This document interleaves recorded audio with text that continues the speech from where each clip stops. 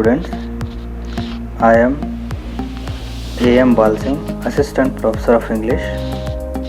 Today we are going to learn about a beautiful poem by Nissim Ezekiel.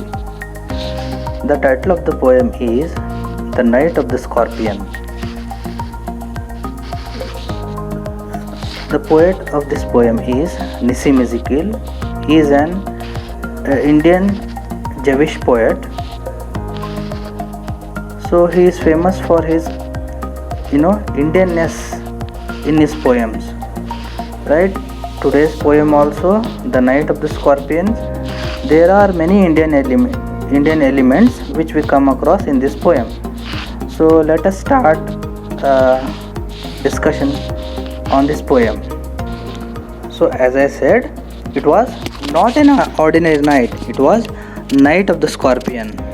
The poem is about the night when a woman here is no other than the poet's, the narrator's mother, right? In one village, she was stung by a scorpion. The poem runs in two parallel ways. One is the blind beliefs, the traditional orthodox blind beliefs, which is represented by the villagers. At the same time, skeptic, rational and scientific thinking, which is represented by narrator's father here. So in this poem, Nissim Ezekiel beautifully has brought about two different ideas, right?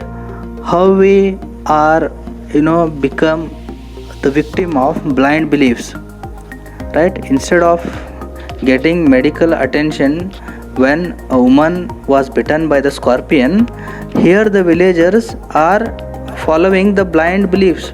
They are chanting the names of gods, right? They are about to kill the scorpion, right? And they are saying that it is good that narrator's mother has bitten by the scorpion. It will purify her from her past sins. So a beautiful poem, right? The poem begins with the first person pronoun here, I. So I here is the narrator himself. So he starts the poem as, I remember the night my mother was stung by a scorpion. So in the beginning of the poem only, the narrator tells us that, so he recalls one night. What happened in that night? In that night, his mother was bitten by a scorpion. 10 hours of steady raining had driven him to crawl beneath a sack of rice. So the scorpion entered the house because it was consistently, steadily, heavily raining for 10 hours. In order to save itself from rain, the scorpion has entered the house and it hid beneath the sack of rice. Parting with his poison flash of diabolic tail in the dark room, he risked the rain again.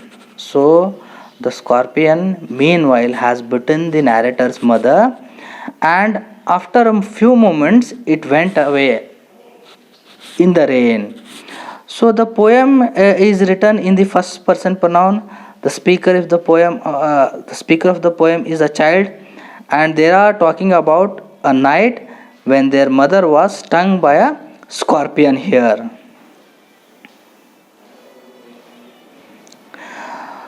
In the next stanza, the poem develops. So when the narrator's mother was stung by the scorpion, the news reaches to other villagers, other peasants here. So as the poet further continues, the peasants came like a swarm of flies and buzzed the name of God 100 times to paralyze the evil one. So here the villagers again, they are displaying the blind beliefs. How instead of getting medical attention to that lady, they are buzzing the name of God 100 times in order to paralyze the evil one. Here, evil one is represented by the scorpion. Further, with the candles and with the lanterns throwing giant scorpion shadows on the mud baked walls, they searched for him. So now, with the help of lanterns, lamps, and candles, the villagers started to find the scorpion which was missing.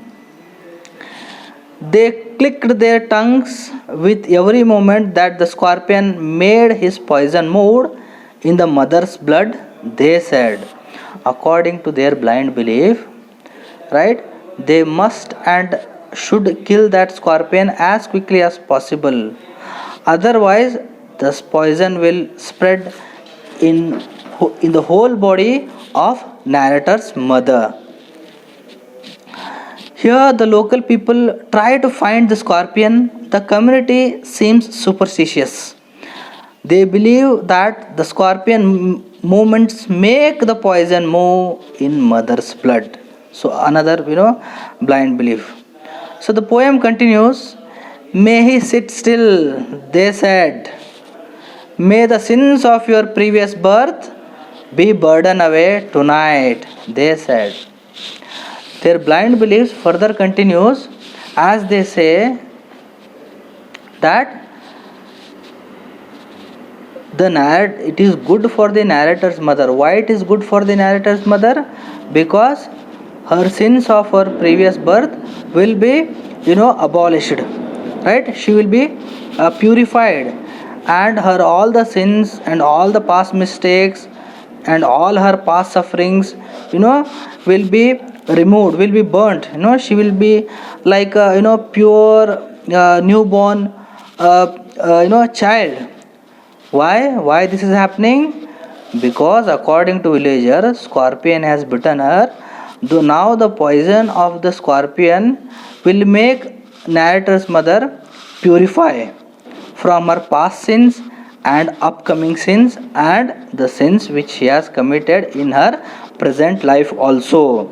So as the poem continues, may your sufferings decrease the misfortune of your next birth. They said, may the sum of all devils balance in this unreal world. So they are talking about narrator mother's past life, present life, and the life to come, that is future life. So this represents their highest point of their blind belief. The poem continues. Against the sum of good become diminished by your pain, may the poison purify your flesh of desire and spirit of ambition. They said, and they sat around on the floor with my mother in the center. The pace of understanding on each face. So, in the poem, the poet tells us that here the people are not helping the lady out. Further, their own speculations are going on. They are saying that the poison of the scorpion is going to purify her. It is good for the lady that the scorpion has bitten her, and they sat around her, instead of getting any medical aid. So, as the time moves by, as the poem says, more candles, more lanterns, and more neighbors, more insects, and endless rain. So, the number of visitors, started to increase. They are not only the number is not only increasing, but they are, also bringing lanterns and insects along with them, and rain is continuously pouring down. The narrator says, my mother twisted through and through, groaning on the mat. So, on the one side, we have the blind beliefs and sayings of the villagers. On the other side, the woman, the narrator's mother, she was bitten by the scorpion. She is suffering like anything. She is groaning on the mat. So, This is the first half of the poem. This utterly represents the blind belief and the customs and the superstitions we Indians, our Indian villager used to follow. The next part of the poem is interesting. We have the narrator's father's entry here. So here narrator's father represents the modern science, modern temperament, scientific temperament, So he believes in medicinal cure. So as the poem continues, my father was a skeptic rationalist, trying every curse and blessing, powder, mixture, herb and hybrid. He even poured a little paraffin upon the bitten toe and put a match to it. So, as I told you, narrator's father was a rational, scientific, skeptic thinker. He did not have any belief or a faith in superstitions. What does he believe in? He believes in, medical care for the patient, for the who is suffering. So he immediately arranges for the powder, mixture, herb, and hybrid, and even he puts a paraffin into the place in which the scorpion has bitten.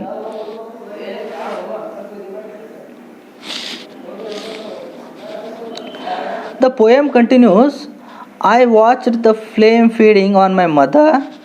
I watched the holy man perform his rites to tame the poison with an incarnation. So here the poem takes a next level. Here the blind beliefs which are represented by the villagers goes to another level in which right we have another character's entry here. Who is the character here? The character here is holy man. So this holy man, he is performing his rites in order to prevent that poison, through his incarnations, right? The people do not call a doctor for the woman, they call a holy man. This again shows that the society is religious and superstitious. The belief the holy man can cure her. The poem continues. After 20 hours, it lost its sting. My mother only said, thank God the scorpion picked me and spared my children. So somehow the sting of the scorpion has been controlled after 20 hours of suffering. Not because of villagers' blind belief, not because of incarnation of holy man, but because of scientific temper, rational and quick thinking by narrator's father. So moral of the story here, we should not believe in blind belief, we should not follow superstitions. What we should follow? We should follow skeptic, scientific, rational thinking, right? So in this beautiful poem, the narrator has pointed out so many things, and in the final line also, after her suffering is over, we come across mother's love for children also. She thanks God because the scorpion has chosen her and stung her and bitten her and spared her children. So here we come across mother's affection, mother's care for her children. So beautiful poem, right? Potent, impregnated with many thoughts like traditionality and modernity, right? I hope you understood the poem.